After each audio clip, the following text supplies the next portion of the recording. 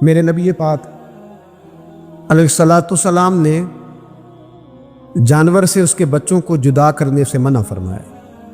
جب تک بچے کو ماں کی ضرورت ہے اسے جدا نہیں کیا جائے گا، جب تک وہ دودھ پیتا ہے اسے جدا نہیں کیا جائے گا، جب تک چڑیا کا بچہ بھی چھوٹا ہے اور اس کی ماں اس کے لیے دانہ لے کے آتی ہے تو اسے ماں سے جدا نہیں کیا جائے گا، اس کی جذبات کا، احساسات کا خیال رکھا جائے گا۔ یہاں تو میرے دیہاتوں کے جو بڑے سمجھدار قسم کے سمجھدار چودھری قسم کے لوگ ہیں، ان کا بھی جب بہو سے اختلاف ہوتا ہے تو کہتے ہیں اس کے بچے رکھ لو، یہ جب خود روئے گی تو لوٹ کے آ جائے گی۔ جس محبوب نے جانور سے اس کے بچے جدا کرنے سے منع کیا، ماں سے بچے جدا کر رہا۔ اور سیانے لوگ اور کچھ میکے بھی ایسے ہیں، میکے بھی وہ کہتے ہیں بیٹے تو آ جا اور بچے واپس کر دے، اس لیے کہ بھئی ہمارا نہیں ان سے نظام چلے گا، بچے ان کے ہیں تو ان کو دے۔ یا کتنا ظلم ہے۔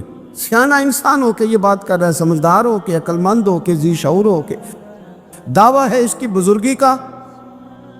نبی رحمت علیہ السلام کی غلام حضرت ابو ہریرہ رضی اللہ تعالیٰ عنہ فرماتے ہیں، مشکات میں موجود ہے، فرمایا کہ چڑیا آئی اور آ کے میرے نبی کے کندھوں پہ بیٹھ گئی۔ جانے اس چڑیا نے کیا کہا کہ محبوب کی آنکھوں میں آنسو آ گئے، حضور روئے اور فٹافٹ حضور اٹھے، فرمایا کون اس کے بچے اٹھا کے لایا ہے؟ کس نے اس کے بچے اٹھائے؟ کون ہے؟ جلدی بتاؤ۔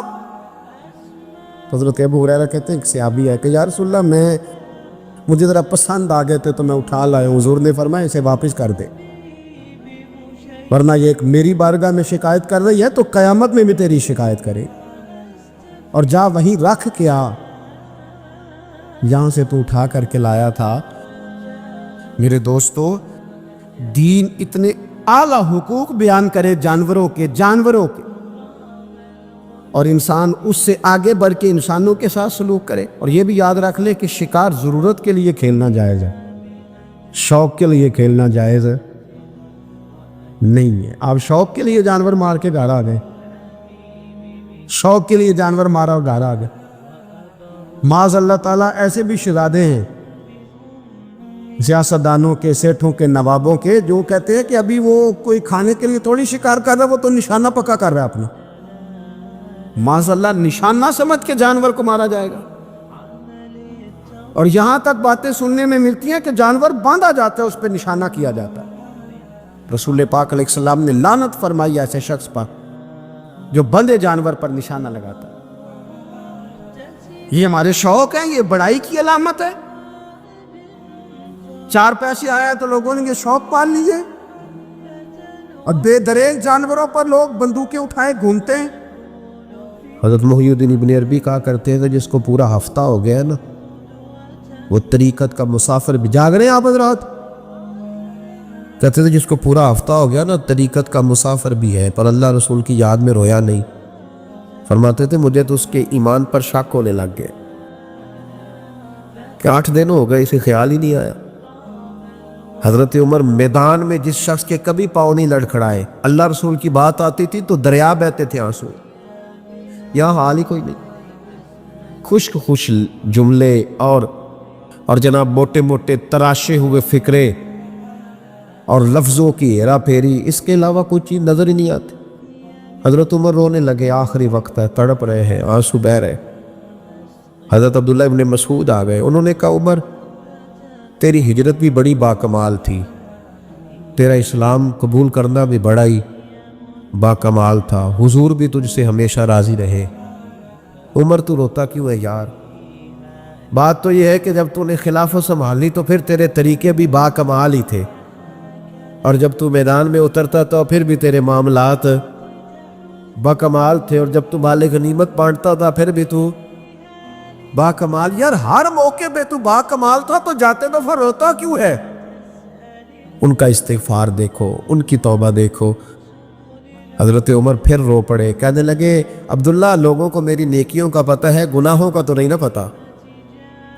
وہ تو میں جانتا ہوں یا میرا مالک جانتا ہے نا، نیکیاں تو سب کے سامنے، پر من آنم کے من دانم جو اندر چھپے ہوئے گناہوں کے ڈھیر ہے وہ تو میں جانتا ہوں۔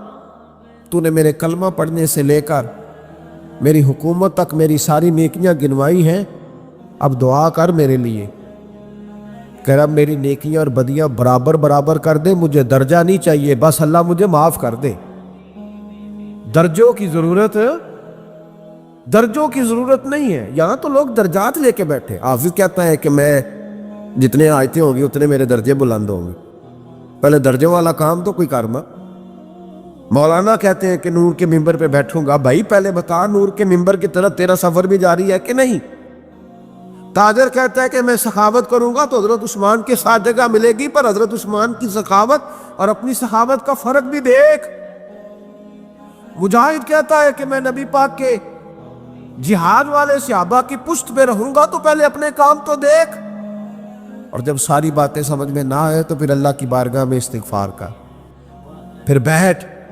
بڑے لوگ استغفار کرتے، معافی چاہتے، اور یہ استغفار پھر اتنا کرم کرتا، اتنی آسانی کرتا، اس قدر بہتری کرتا کہ وہ مانگ تو اپنے گناہوں کی معافی رہے ہوتے تھے اور اللہ رحمتوں کے دروازے کھول دیتا تھا۔ اللہ ان پر کرم کے، ایک ہوتا ہے خوف، ایک ہوتی ہے خشیت۔ خوف والے لوگ توبہ کرتے ہیں، خشیت والے استغفار کرتے ہیں۔ ایک ہوتا ہے خوف، ایک ہوتی ہے خشیت والے استغفار کرتے۔ نبی کریم علیہ السلام نے فرمایا میں دن میں 100 مرتبہ استغفار کرتا۔ دن میں توبہ والا کہتا ہے کہ میں بھول گیا تھا، مجھے معافی مل جائے، اور خشیت والا کہتا ہے میرا یار ناراض نہ ہو جائے، وہ استغفار ہی کرتا رہتا ہے، وہ معافی مانگ۔ حضرت رومی نے مثال دی ہے، فرماتے ایک عورت تھی تو بھیک مانگا کرتی تھی۔ ایک دن بادشاہ کے دروازے پہ بھیک مانگنے گئی تو بادشاہ کو پسند آ گئی، اس نے نکاح کر لیا۔ 20 کنیزائیں اس بی بی کے پاس تھی خدمت کرنے کے لیے، روٹی دینے کے لیے، کپڑا دینے کے لیے، لیکن وہ ہر وقت روتی رہتی تھی، ہر وقت روتی۔ ایک سمجھدار کنیز کہنے لگی کہ ملکہ اب تیرا درجہ بہت بڑا ہے، تو ہر وقت روتی رہتی ہے، معافی مانگتی رہتی ہے ہر وقت، کون سی ایسی نعمت ہے جو تیرے پاس نہیں؟ تو وہ کہنے لگی اس لیے تو روتی ہوں۔ تو کیا مانا؟ کہنے لگی اس لیے روتی ہوں کہ میں اس قابل نہیں تھی جو مجھے مل گیا، کہیں میرے سر کا سائیں ناراض نہ ہو جائے، وہ کہیں بگڑ نہ جائے۔ مجھے پتا ہے کہ میں کیا تھی اور مجھے کہاں تک پہنچا دیا، میں روتی اس لیے ہوں کہ کبھی کہیں وہ ناراض۔ حضرت عمر اس لیے روتے تھے کہ کہیں مصطفیٰ ناراض نہ ہو جائے، حضرت ابو بکر اس لیے تڑپتے تھے کہ کہیں اللہ کا فضل روٹھ نہ جائے۔ یہ جو مولا علی اپنے کمرے میں بیٹھ کے زور زور سے استغفار پڑھتے تو اس لیے نہیں کہ بڑے پاپ تھے جن کی معاذ اللہ معافی مانگتے تھے، اس لیے کہ رب رسول کہیں ناراض نہ ہو۔ خشیت تھی کہ جہاں ہم پہنچے ہوئے کہیں وہاں سے واپس۔ استغفار بندے کی اللہ سے صلح کرا دیتا ہے، بندے کی رب سے صلح ہو جاتی ہے جب استغفار۔ دیکھیں نا، بڑی سادی سی بات ہے کہ دو بھائی ناراض ہو تو بڑا کہتا ہے اس نے میری بے ادبی بڑی کی، تو چھوٹا اگر پاس آ جائے اور پیر پکڑ لے کر چل یار معاف کر دے، تیرا بھائی نہیں۔ پتہ کیا ہوتا ہے؟ صرف معافی نہیں ملتی، ہاں صرف معافی نہیں، چھوٹے نے بے ادبی کر دی، بڑے کو تکلیف ہوئی، بات جب آگے بڑھی نا تو بڑے نے شکوہ کیا۔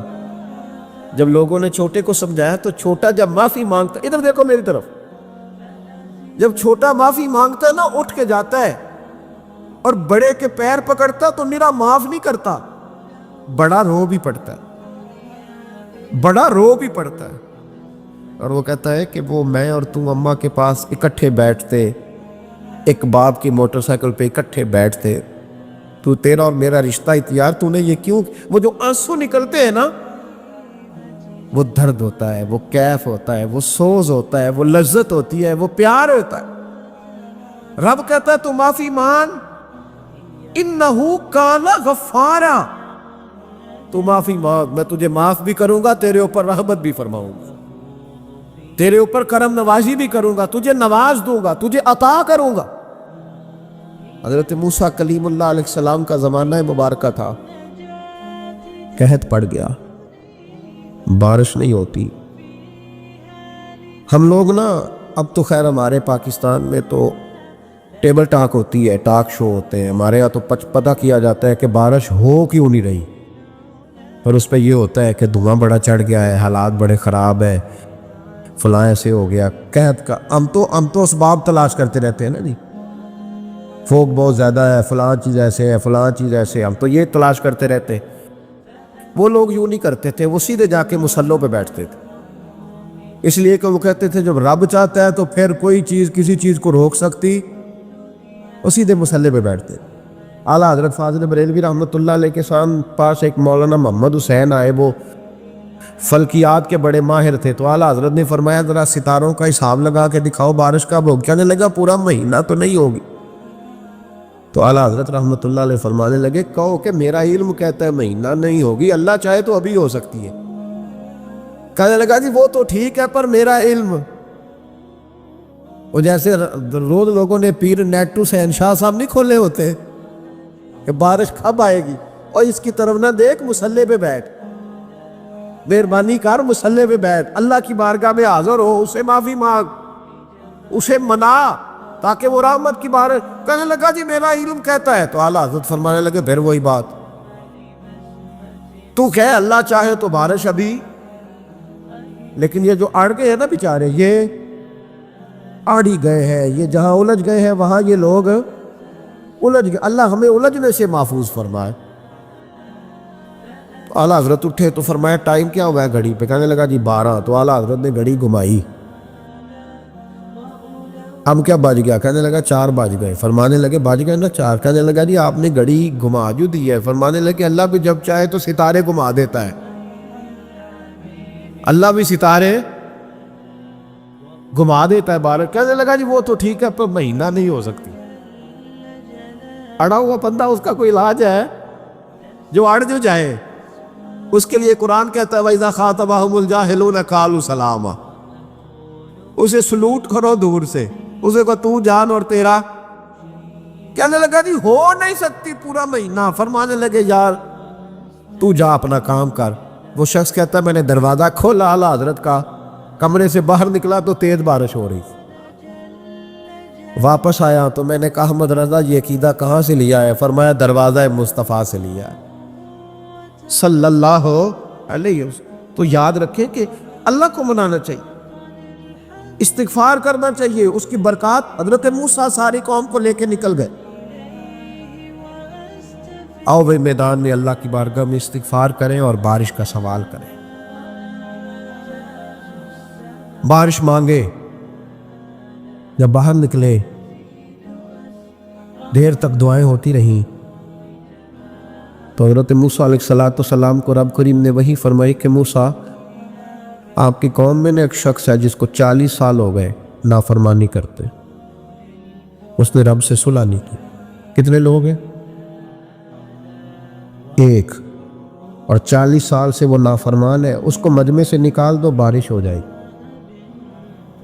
اگر ایک گناہگار کی وجہ سے بارش رک جاتی ہے اور جہاں دروازے کھلے ہوئے ہوں، جہاں تنہائیاں خوفناک ہو، اور جہاں تباہی اتری ہوئی ہو، اور جہاں لوگ کروڑوں روپیہ مال ہڑپ کر گئے ہوں، اور جہاں علماء کو ہتھ کڑیاں لگا کے ٹھنڈی زمینوں پہ لٹا دیا جائے اور قوم کہہ رہی ہو اچھا ہوا اچھا ہوا، اور لوگ پھبتیاں اڑا رہے ہو، مذاق کر رہے ہو، تو پھر اس قوم پہ کس طرح کر کے فضل الہی۔ اور یہ مولوی کا معاملہ نہیں، یہ تو ممبر رسول کا معاملہ ہے۔ میرے مصطفیٰ نے یہ نہیں کہا پیر میرا وارث ہے، حضور نے فرمایا عالم میرے دین کے وارث ہے۔ ہاں حضور نے فرمایا جس نے عالم کے چہرے کا دیدار کیا سمجھے میں نے اپنے نبی کی زیارت کی ہے۔ لیکن یہاں تو خیر یہ عنوان نہیں، ورنہ میں اس پر جاتا۔ ہائے، تو کہا ایک بندہ ہے 40 سال سے اللہ کی نافرمانی کر رہا ہے، وہ اگر نکل جائے تو بارش ہو جائے گی۔ حضرت موسیٰ نے اعلان کر دیا بھی ایک شخص ہے، وہ اگر نکل جائے تو بارش ہو جائے گی۔ پتہ تو ہوتا ہے نا سب کو، مجھے بھی پتہ ہے کہ میں اندر سے کیسا ہوں، اور آپ کو بھی خبر تو ہوتی ہے نا جی۔ جب بات ہو رہی ہوتی ہے تو پھر پتہ تو چلتا ہے نا کہ بات کہاں جا کے سیٹ ہو رہی ہے، پتہ چلتا ہے نا، اسے بھی چل گیا پتہ اب اندر ہی اندر رونے لگا. اور دیکھو امام رازی اور امام غزالی دونوں نے لکھا ہے کہ اس درد سے رویا، اس درد سے کہ ادھر والے کو بھی پتہ نہ چل جائے. مجمع کے اندر کھڑا ہے اور ادھر والے کو بھی استغفار، دیکھو ادھر والے کو پتہ نہ چل جائے اور ادھر والے کو بھی کہیں ہجوم میں غم میں بھی توہین نے ضبط غم نہ ہوئی. ہم اس احتیاط سے روئے کہ آنکھ نم نہ ہوئی. ہجوم میں غم نے بھی توہین نے ضبط غم نہ ہوئی. ہم اس احتیاط سے روئے کہ آنکھ نم نہ ہوئی. روئے بھی پر کسی کو آنسو نہیں دیکھنے دیے. اب اس درد سے کہتا ہے اللہ تو معاف کرنے والا ہے نا، تو معاف کرتا ہے، پردہ پوشی کرتا ہے. اور مالک اگر لوگوں کو پتہ چل گیا تو میرے تو بچوں کا بھی جینا حرام کر دے. یا اللہ میری تو آنے والی نسل بھی تڑپ کے وقت گزارے گی. مالک تو معاف کر دیا کرتا ہے، لوگ نہیں معاف کرتے. اے اللہ یہ میری خوبیاں بھول جائیں گے، میری خامیوں پر بات. مالک میں یہ ذلت نہیں برداشت کر سکتا، فضل فرما. حضرت موسیٰ نے دوبارہ اعلان کیا، نکلتے ہو کہ نہیں نکلتے؟ پھر تڑپا، خداوندا مجھے بے آبرو نہ کر. یہ ذلت اور رسوائیاں یہ نہیں برداشت ہوتی. اللہ درگزر فرما. حضرت موسیٰ نے تیسرا اعلان کیا، نکلتا ہے یا میں پھر اس کا نام لوں؟ اللہ سے پوچھ کے نام لوں اس کا، بتاؤ کون ہے؟ اب تو تڑپ گیا، کہنے لگا مالک میں تیری بارگاہ میں استغفار کرتا ہوں، آئندہ نہیں کرتا، آئندہ نہیں کرتا. یہ لفظ ادا کیے، بندہ کوئی بھی نہیں نکلا. رب کریم نے بارش عطا کر دی. تیز بارش جب برسی نا، تیز بارش، لوگ تو مین دیکھ کے دوڑ گئے. تو حضرت موسیٰ کہنے لگے یا اللہ مجھے بھی تو بتا، تو نے کہا تھا کہ جب تک بندہ نہیں نکلتا بارش نہیں ہوگی. تو نکلا کوئی بھی نہیں، بارش ہو گئی. ماجرا کیا ہے؟ تو رب کریم نے فرمایا موسیٰ بس اس نے مجھ سے صلح کر لی، اس نے مجھ سے صلح کر لی. اور امام غزالی نے لفظ لکھے، حضرت موسیٰ نے پوچھا، حالانکہ اللہ اپنے نبیوں کو غیب کے خزانے دیتا ہے، پوچھا کہ اللہ مجھے اس کا نام بتا دے. تو رب کریم نے فرمایا موسیٰ جب گناہ گار تھا تب نہیں کسی کو بتایا، جب پاپی تھا تب نہیں بتایا، جب مجرم تھا تب نہیں بتایا، اب کیسے بتا دوں؟ فرمایا اس کی میری صلح ہو گئی ہے. اور فرمایا جو بارش نہیں نہ ہو رہی تھی وہ بھی اس کی وجہ سے نہیں ہو رہی تھی، اب جو ہوئی ہے نا تو یہ بھی اسی کی وجہ سے ہوئی ہے. یہ بارش اب جو ہوئی ہے تو یہ بھی یہ اس گناہ گار کے سبب سے. اپنی راتیں اللہ کے ساتھ گزارے. مصلی پہ بیٹھے، میرے صاحب رحمۃ اللہ علیہ سے جب کوئی کہتا نا کہ بڑا پریشان ہوں تو کچھ بتائیں، تو فرماتے آج رات مصلی پہ بیٹھ کے اپنے رب سے بات کرنا، میں بھی بات کروں گا. بندوں کو دکھ بتانے سے عزت میں کمی آتی ہے، اور اگر اللہ کو بندہ اپنے دکھ بتائے تو اللہ عزتیں بڑھا دیتا ہے. ترمذی شریف کی حدیث ہے، نبی پاک علیہ السلام نے فرمایا اگر تو دنیا داروں کو دکھ بتائے گا تو اللہ تجھے غنی نہیں کرے گا، اور اگر تو اپنے رب کو بتائے گا تو اللہ بڑی جلدی تجھے دنیا سے بے نیاز کر دے. تجھے لوگوں کی ضرورت نہیں رہے گی. استغفار کرے، کثرت سے کرے، ذوق سے کرے، مصلی آباد رکھے. ہر شے دیکھو نا، جس طرح کھانے کی میز آباد رہتی ہے، بستر آباد رہتا ہے، ہمارے دیگر معاملات، اگر مصلی نہ آباد رہے تو روح بے چین رہتی، طبیعت بے قرار رہتی. انسان میں نے دیکھا ہے بڑے بڑے سمجھدار لوگ پاگلوں جیسی زندگی گزار رہے ہیں، بولتے جا رہے ہیں، بولتے جا رہے ہیں، بولتے جا رہے ہیں. ایسے کسی کو کوئی خبر کہ 6 فون اٹھائے ہوئے ہیں، ایسے جیسے ڈسٹرب ہو گئے مینٹلی طور پر. وجہ کیا ہے کہ ان سے جان نہیں چھڑاتے. کبھی سارے موبائل بند کر کے نا، سارے بچے ہر چیز سائیڈ پہ کر کے مصلی پہ بھی آنا چاہیے. اور مالک تو بڑا ہی کریم ہے، اللہ تو بڑے کنز المال کی حدیث سنا کے بعد سمیٹتا ہوں. نبی پاک صلی اللہ تعالی وسلم فرماتے ایک شخص تھا بنی اسرائیل میں، بڑا مالدار تھا، تو پھر اس پہ غربت آ گئی. جب غربت آئی تو رو پڑا، کہنے لگا اے اللہ میں غریب ہو گیا ہوں، میری مدد فرما، میں نے بڑی نافرمانی کی ہے تیری. مالدار جب تھا تو بڑی موج کو، یا اللہ میں نے بڑی اب نہیں کروں گا، مجھے اس غربت سے نکال. تو اللہ نے فرشتوں سے کہا کہ دے دو جو مانگتا ہے. تو فرشتے کہنے لگے یا اللہ یہ توبہ کر کے نہیں آیا، ڈر کے نہیں آیا، یہ تو الجھ گیا ہے تب آیا ہے. یہ تجھ سے ڈر کے ہوتا ہے نا ایسے کہ لوگ اللہ سے نہیں ڈرتے جتنا غربتوں سے معاذ اللہ ڈرتے. یا اللہ یہ تو وہ الجھ گیا تب آیا, تو اللہ نے فرمایا پتہ مجھے بھی ہے, لیکن آ تو گیا ہے نا, چلو دے دو.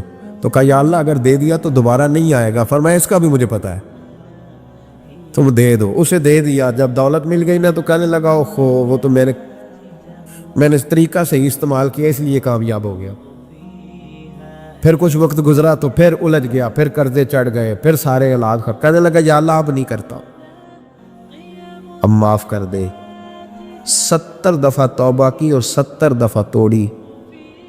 حبیب کریم فرماتے ایک دن بستر پہ تھا, آسانی تھی, 70 دفعہ فرشتوں نے کہا یا اللہ یہ جھوٹا ہے, جھوٹ بولتا ہے, یہ تو غربت آئی ہے تو تیری بارگاہ میں آیا ورنہ کبھی نہ آتا. بیمار ہوا ہے تو آیا, اس کا تو بچہ بیمار ہوا ہے تو آیا ورنہ کبھی نہ آتا. 70 دفعہ توبہ توڑی. ایک دن رات کو بستر پہ لیٹا تھا, دولتیں بھی تھی, آسانیاں بھی تھی. دل میں خیال آیا میں کتنا جھوٹا ہوں, جب الجھ جاتا ہوں تو اس کے دروازے پہ جاتا ہوں اور وہ کتنا قریب ہے, مجھے خالی نہیں لوٹاتا.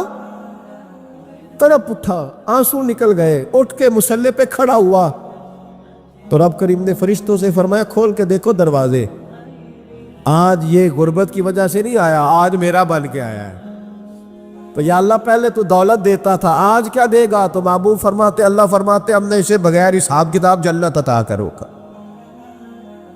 ایک حدیث نہ پڑھ لوں مسلم شریف سے, بخاری سے ایک حدیث نہ پڑھ لوں تاکہ یہ بات مضبوط ہو جائے. حضرت ابو طلحہ رضی اللہ تعالی, بیٹا شدید بیمار, مزدور آدمی تھے, کئی دنوں سے گھر تھے. بیوی کہنے لگی اگر آپ گھر میں بیٹھے رہیں گے تو کھائیں گے کہاں سے, جاؤ آپ مزدوری کرو, میں بیٹے کو دیکھتی ہوں. ابو طلحہ مزدوری کرنے چلے گئے. شام کو آئے تو بیٹا فوت ہو چکا تھا.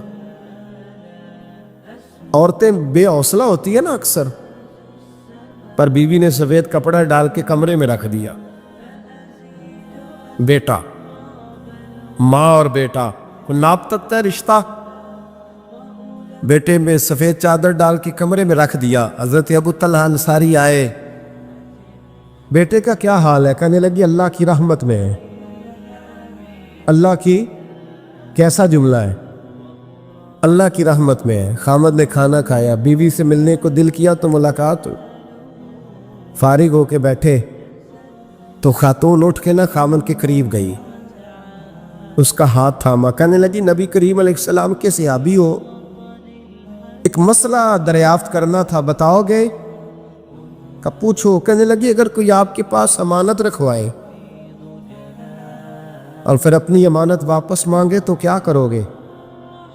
حضرت ابو طلحہ کہنے لگے پوچھنے والی کیا بات ہے, جس کی امانت ہے واپس کر دیں گے.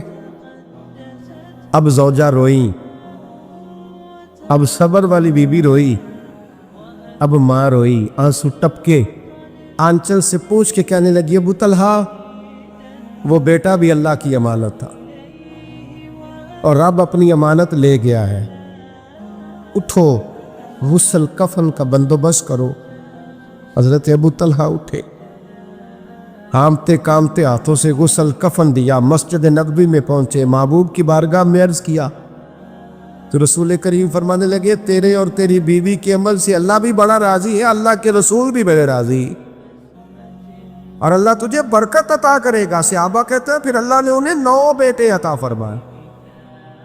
پھر اللہ نے انہیں اللہ کی رضا پہ راضی رہنا سیکھو, اللہ کے قریب چلے جاؤ گے, اللہ کی رضا پہ. حضرت سفیان ثوری دعا مانگ رہے تھے یا اللہ راضی ہو جا, یا اللہ راضی ہو جا, یا اللہ راضی ہو جا, دعا مانگ رہے تھے. بی بی رابعہ بصری پردے کے پیچھے بیٹھی تھی, جب دعا لمبی ہو گئی تو کہنے لگی سفیان بس کر, کوئی اگلا لفظ بھی بول, بس کر. آپ فرمانے لگے تجھے کیا ہوا؟ تو کہنے لگی تو کب سے کہہ رہا یا اللہ راضی ہو جا, یا اللہ راضی ہو جا, پہلے اپنے دل پہ ہاتھ رکھ کے بتا تو اللہ سے راضی ہے؟ تو راضی ہے اللہ سے؟ تو روز نہیں کہتا پیسے نہیں ہے میرے پاس مجھے دے, تو روز نہیں کہتا یا اللہ فلانی چیز کوئی نہیں دے, اے اللہ فلاں کو دے دیا مجھے کیوں نہیں دیتا معاذ اللہ، تو روز شکوے نہیں کرتا؟ فرمایا پہلے تو راضی ہو جا۔ ترمذی شریف کی حدیث ہے، میرے نبی کریم علیہ السلام نے فرمایا تم اللہ کے دیے ہوئے تھوڑے رزق پہ راضی ہو جاؤ، اللہ تمہاری تھوڑی عبادت سے راضی ہو جائے۔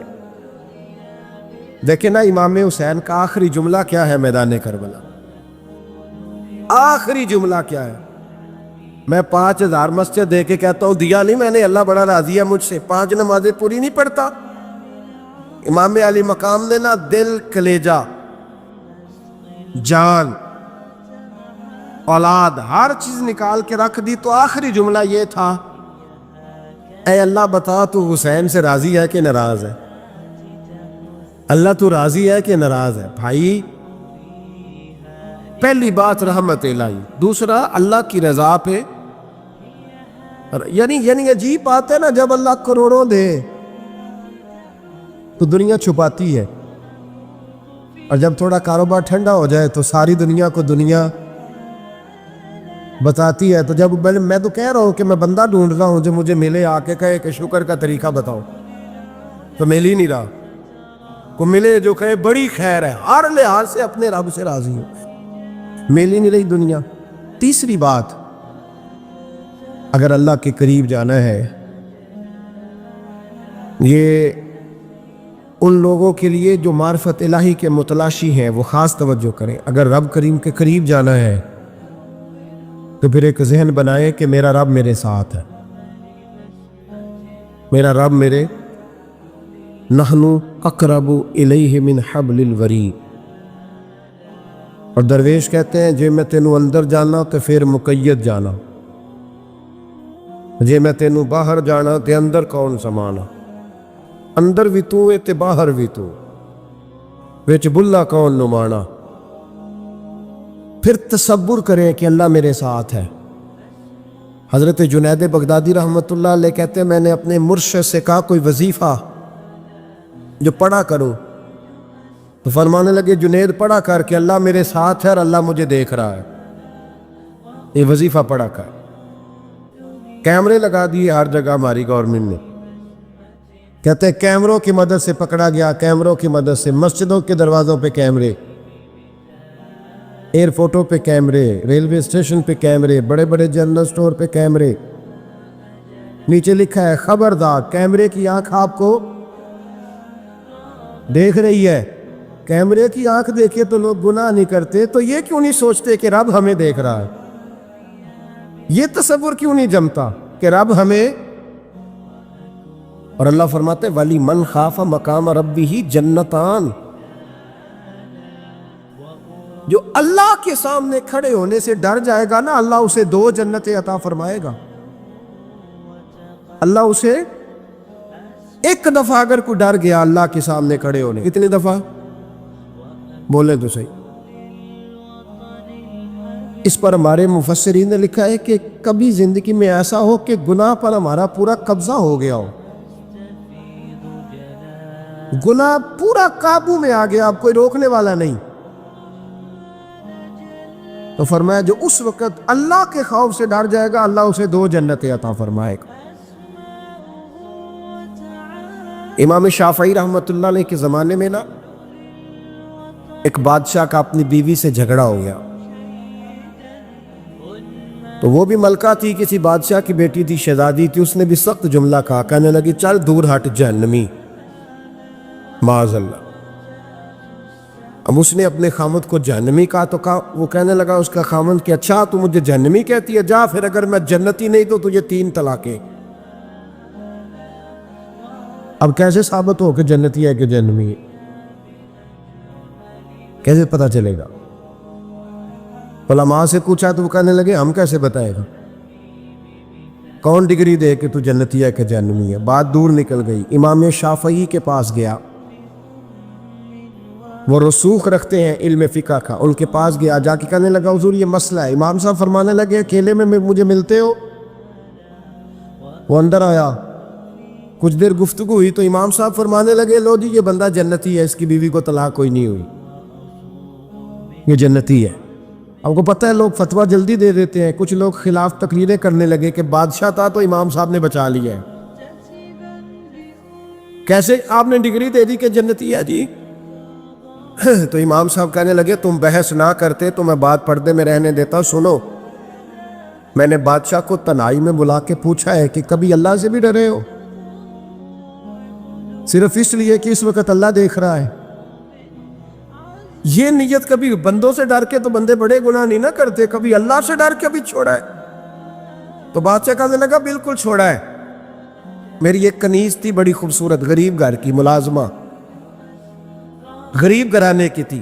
ایک دن میں آیا تو میرے کمرے میں صفائی کر رہی تھی، معاذ اللہ میرا اس پہ دل آ گیا، میں نے دروازہ بند کر لیا۔